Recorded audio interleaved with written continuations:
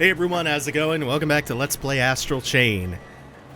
File 8, which we're going to start today, is a bit of a busy work mission. There's a lot of side quests early on here they highly encourage you to do. We're not going to, with the exception of maybe one. And then there's something kind of egregious later, too. So as for the one that, yeah, I think we're going to do it.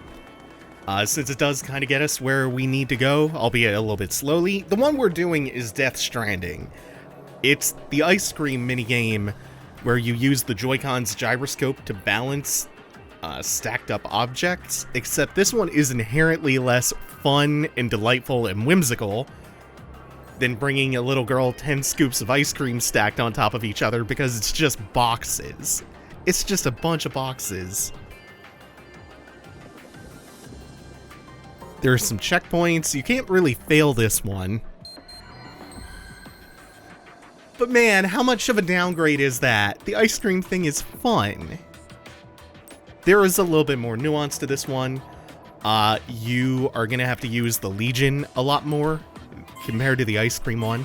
And you also get bonuses towards your completion rank, depending on how few times you drop the boxes. Chances are you're going to drop them a few times. You can still S+ this with like 3 or 4 drops. Timing is going to get out of hand really quick.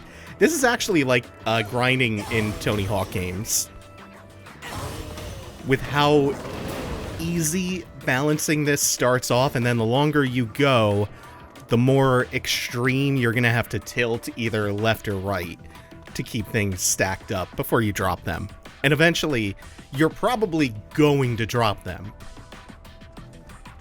And then the other bit of nuance to this is you also get a completion bonus, or you also get a rank bonus. Come on! Oh my god, I don't know how that didn't fall. Bastard ran into me. I also kind of walked into one of them.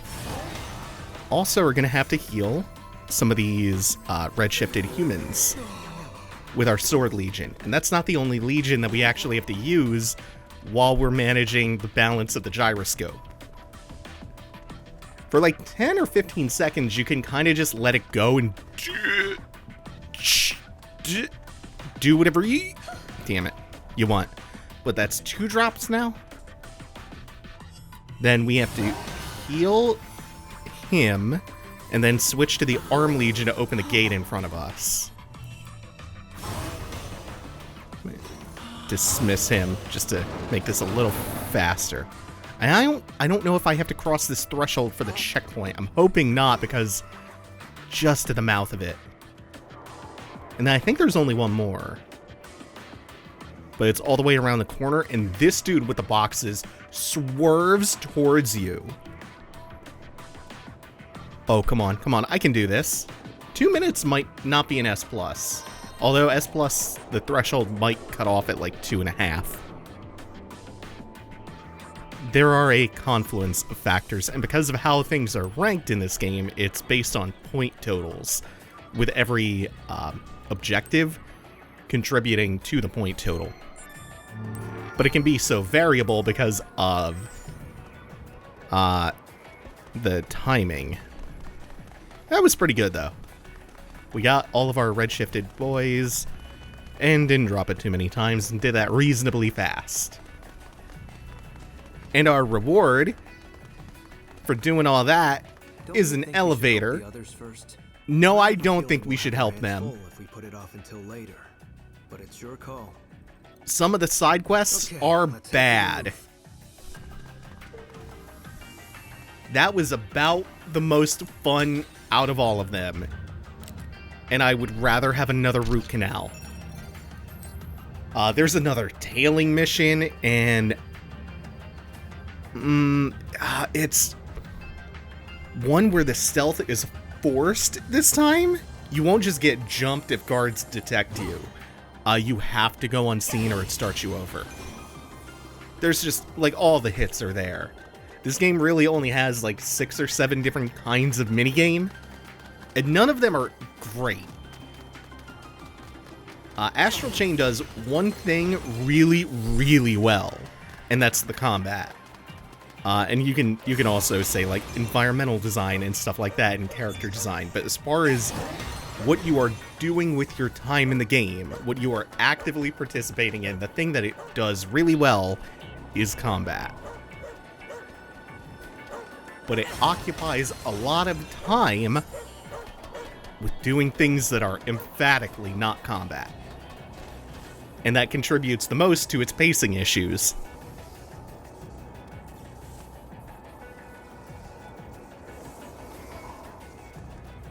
Hey, I thought you'd never show up. Avery and I have been waiting for 30 whole seconds. Now that you're here, I want you two to start with the corridor towards the back. Let's wrap this up fast and easy, okay? So we're mostly not going to do that. We'll hit up a few of these gates, though. This is all, again, 100% optional.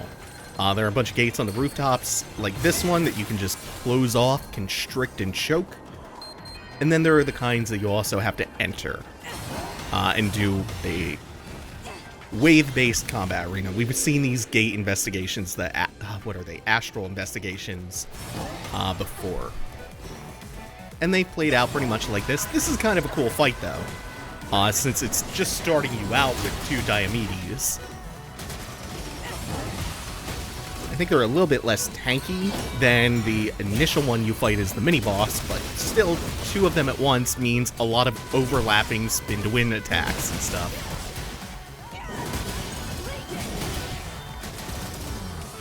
This one is getting pretty low. I love that you could still see regular enemy health bars next to the targeting reticle. It's really a smooth bit of UI design. See it right up there next to their level, C4.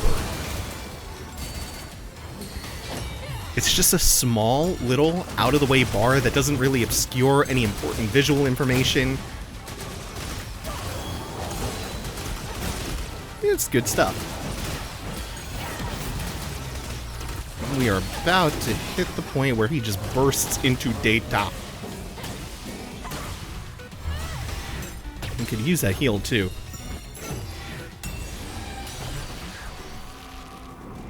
So I was reading a blog post in which they were talking about the visual effects of stuff like that vivid explosion of particles. And they were explaining their reasoning behind the particular effect that they chose. And it's always a thing in PlatinumGames where once you beat an enemy, it just freezes cold. So you can make no mistake about whether or not it's still alive and whether or not you still need to be comboing it, even if you're ignoring the health bar. And then for extra emphasis on top of that, they do all of the visual effects, all of the particles and stuff.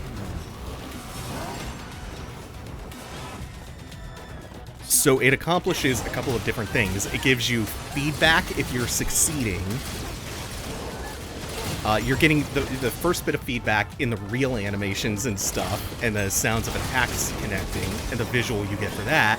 But then also, once an enemy is defeated, you're getting feedback that it's done, that part of the fight is over.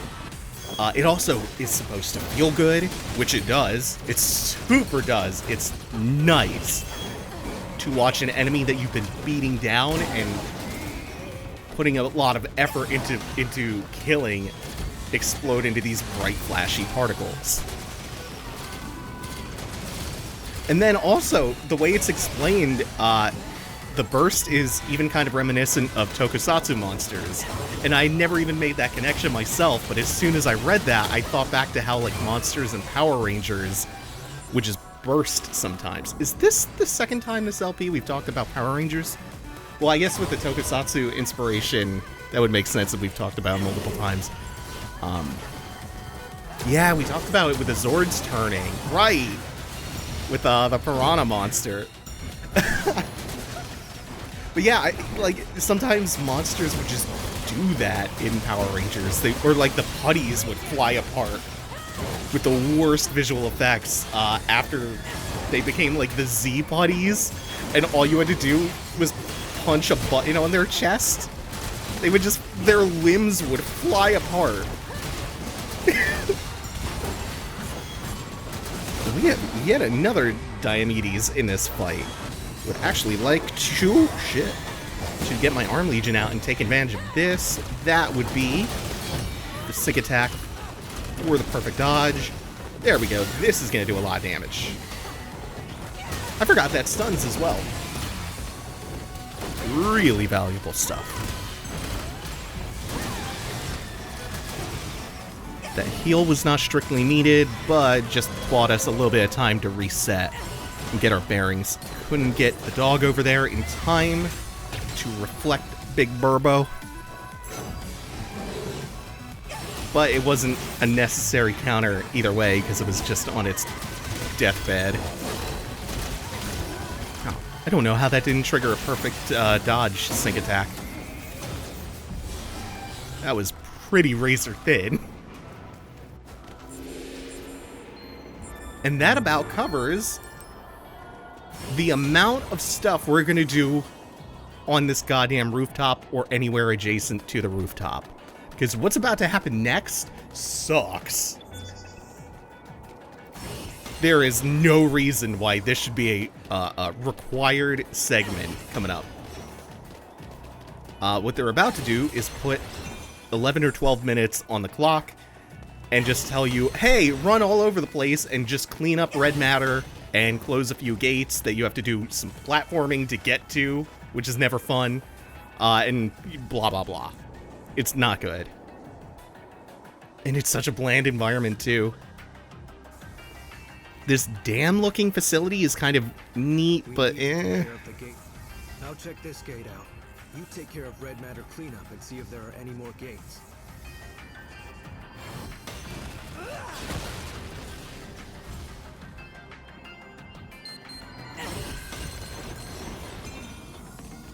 Yeah, 12 minutes. And you don't have to do this, but you, at the very least, either have to 100% this early, or you have to wait the clock out so you can get a D and continue. Either way, it's not fun. So I am not going to indulge this fucking shit. I'm just gonna take my D and go for a walk.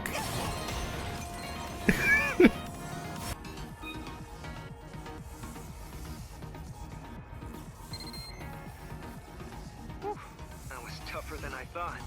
I've sent a location to your iris. Meet me there. Hang on. Looks like your plate's not exactly clean yet. I guess I can lend a hand. Let's wrap this up and go home.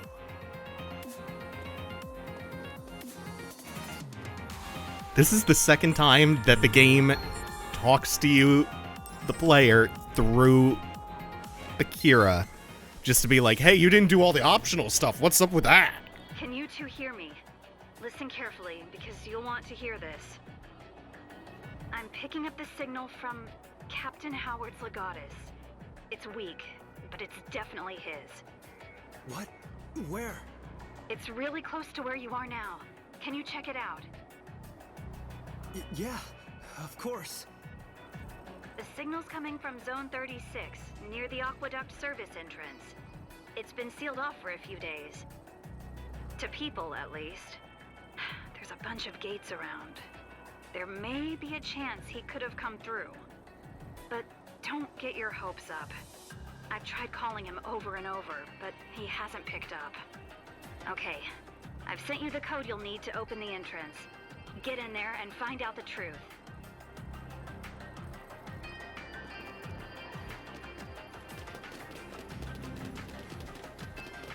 So we're still not quite diving back into the action, but this is at least kind of an interesting use of the Beast Legion's tracking ability. Taking place, as you can see on the minimap, in a maze. So we'll actually have to follow his lead, unless you just know which way to go, which I actually don't. You can find your way around quickly enough just stumbling in the dark, but why do that? Especially when opportunities to use this ability are so seldom. Or so rare, I mean. sound, and the signal from Dad's Legatus. They're connected somehow. I just know they are. The Beast Legion's good at tracking, right? Maybe it can find where the sound came from.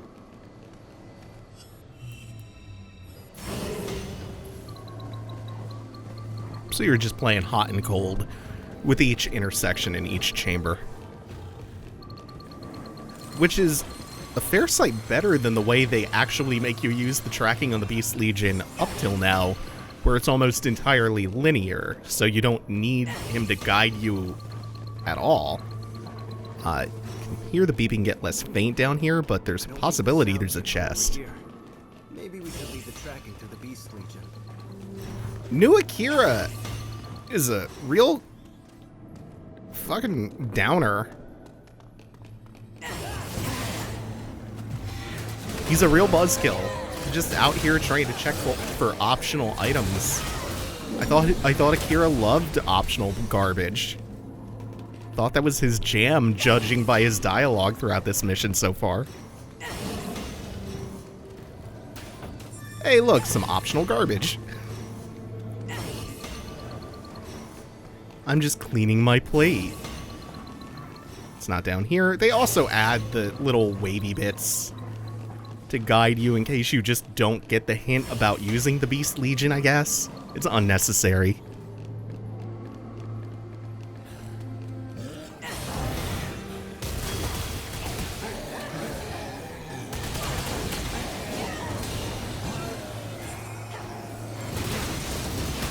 These boys can get gone. Oh, there's still a little pocket in the corner. Does make you kind of wonder why they're even here. Then again, these ones do look particularly cool when they explode. Love that red and blue banding right before it happens.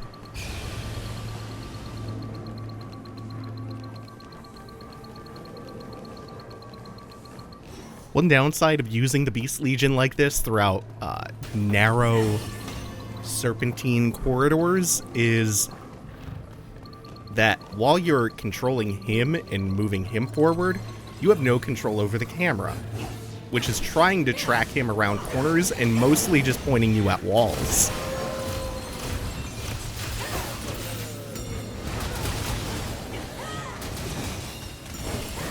This one's a little bit better since this is kind of a proto-axe/sword legion, a little bit of a hybrid from a chimera, rather, that just imitates that. And of course, we're going to grab our chest, which is the main reason we entered this chamber. Okay, I don't think anything is in here. Nope. A lot of useless side paths, to be expected. Just dead ends in a maze. But large caches of red matter.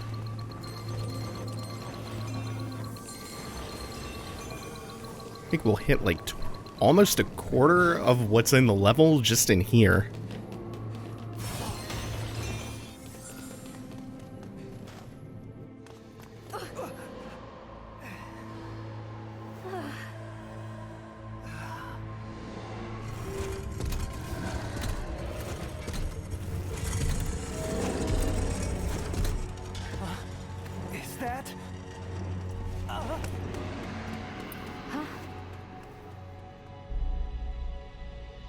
Aw, that's our Axe Legion.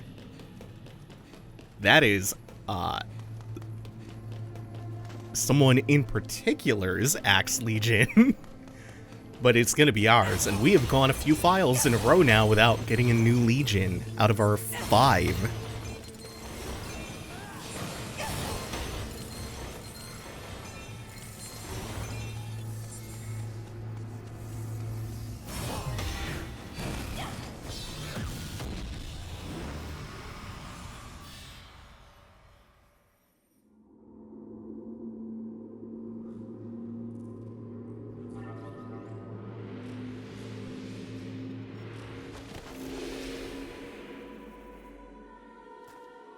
And now, once again, like most missions, this is where things will pick up a little bit.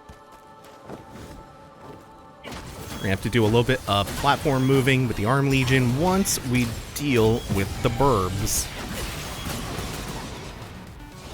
Hopefully shouldn't be too much time spent on these since there aren't very many and they're the small variants.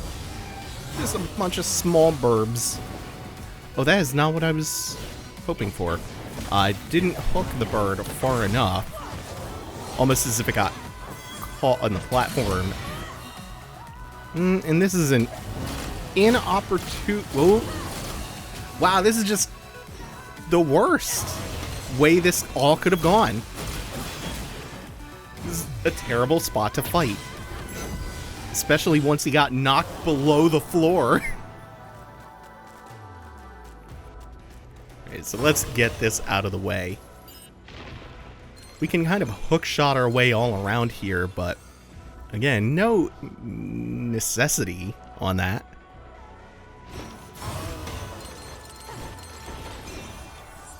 And now, more burb! That is going to do it for now. Thank you all for watching. Take it easy. Have a good one, y'all.